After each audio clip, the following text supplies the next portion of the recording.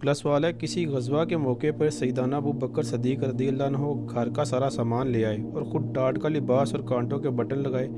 جب نبی علیہ السلام کی خدمت میں حاضر ہوئے تو آپ صلی اللہ علیہ وآلہ وسلم نے زمین و آسمان میں تمام فرشتوں کو اسی لباس میں زیبتان دیکھا۔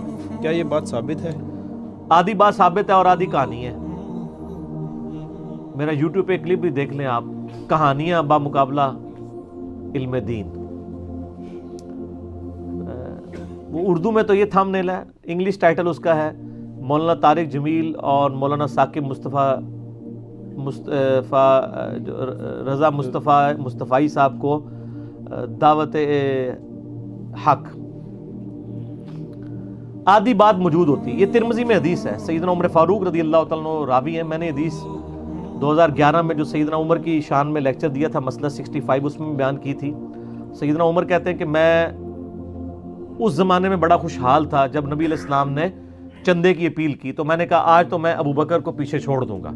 یہ حدیث آپ کو مشکات میں بھی حضرت ابو بکر والے چیپٹر میں 30 جلد میں مل جائے گی۔ تو کہتے ہیں میں نے اپنے گھر کا سارا سامان جو ہے اس کو نصف کیا اور آدھا سامان اٹھا کے نبی علیہ السلام کی خدمت میں حاضر ہوا۔ پہنچا تو وہاں حضرت ابو بکر صدیق اپنے پورے گھر کا سامان لے آئے تھے۔ ٹھیک ہے، تو نبی صلی اللہ علیہ وآلہ وسلم نے فرمایا ابو بکر گھر والوں کے لیے بھی کچھ چھوڑ کے آئے ہو؟ تو انہوں نے کہا گھر والوں کے لیے اللہ اور اس کا رسول چھوڑ آئے ہوں۔ تو حضرت عمر کہتے ہیں کہ میں سمجھ گیا میں ابو بکر سے کبھی آگے نہیں نکل سکتا۔ بس یہ تھا، اس کے بعد پھر کہانی بنائے گی، وہ ٹاٹ کا لباس تھا جی، وہ کانٹوں کے بٹن تھے، پھر فرشتے آئے۔ جب تک کہانی نہ بنے مزہ نہیں آتا ان کو۔ بس اتنی بات آئی ہے، اس پہ میں نے ایک اور لیکچر بھی دیا ہے، میرے لیے اللہ اور اس کا رسول ہی کافی ہے، وہ اسی سے انہوں نے نکالا ہوا ہے نا پلی۔ اور وہ کہتے ہیں دیکھیں جی، اس سے حاضر و ناظر بھی ثابت ہوتا ہے کہ گھر میں اللہ اور اس کا رسول چھوڑا ہے۔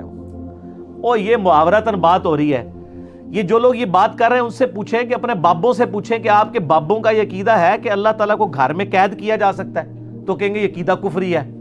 تو آپ ہمیں کیوں کہانی کروا رہے ہیں کہ حضرت ابو بکر جو ہے وہ اللہ اور اس کے رسول کو گھر کے اندر چھوڑ آئے ہیں؟ یہ تو محاورتاً بات ہے کہ اللہ اور اس کے رسول کی محبت، اللہ اور اس کے رسول کی اطاعت وہ چھوڑ آئے ہیں۔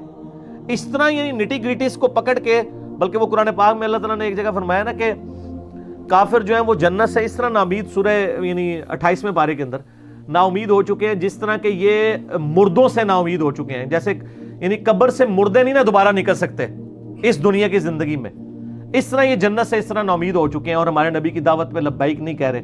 وہ صرف اتنا ٹکڑا پکڑتے ہیں اور وہ کہتے ہیں دیکھیں جی، جو قبر والوں سے نا امید ہو جائے وہ کافر ہوتا ہے، ہم تو قبر والوں سے مانگتے ہیں مسلمان ہیں۔ اے کہانی۔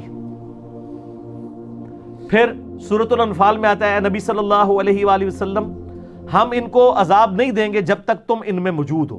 یعنی اللہ کی یہ سنت ہے کہ جب کافروں کو عذاب دینا ہوتا ہے تو اہل ایمان کو اور پیغمبر کو وہاں سے نکالا جاتا ہے، پیچھے عذاب آ جاتا ہے۔ جیسے لوط علیہ السلام، ان کی 2 بیٹیوں کو نکالا گیا، پیچھے عذاب آ گیا پتھروں کا۔ حضرت موسیٰ علیہ السلام اور 6 لاکھ کا لشکر لے کے نکلے اور سمندر میں غرق کر دیا گیا فرعونیوں کو۔ حضرت شعیب علیہ السلام، یونس علیہ السلام، سب لوگ اپنی قوم کو چھوڑ کے نکلے ہیں، پیچھے قوم ہلاک ہوئی ہے۔ تو اس کانٹیکسٹ میں اللہ تعالیٰ نے فرمایا جب تک آپ مکے میں موجود ہیں ہم مکے میں عذاب نہیں بھیجیں گے۔ ٹھیک ہے، وہ اتنا ٹکڑا پکڑتے ہیں نبی ہم ان کو عذاب نہیں دیں گے جب تک آپ ان میں موجود ہے۔ کہتے ہیں نبی علیہ السلام آج تک ہمارے اندر فزیکلی موجود ہے، حاضر و ناظر ثابت کر دیتے ہیں۔ حاضر و ناظر پہ میرا مسئلہ نمبر 7 دیکھ لیں، آؤٹ آف کانٹیکسٹ چیزوں کو وہ کوٹ کرتے ہیں۔ حتیٰ کہ سورہ حجرات میں ہے کہ نبی کو اس طرح نہ پکارو جس طرح آپس میں، تم یاد رکھو یہ اللہ کے رسول ہے تمہارے اندر۔ ابو بکر یہ نہ سمجھ لیں کہ یہ تو میرا دماد ہے تو بیٹے کی جگہ ہوگا، اور سیدہ عائشہ یہ نہ سمجھ لیں یہ تو میرا خامد ہی ہے تو میں خامد کے ساتھ جھگڑا بھی کر سکتی ہوں۔ وہ اللہ کے رسول ہیں، وہ صرف اتنے الفاظ چاہتے ہیں کہ تم میں اللہ کے رسول موجود ہیں۔ وہ کہتے ہیں دیکھیں نبی علیہ السلام آج تک موجود ہے۔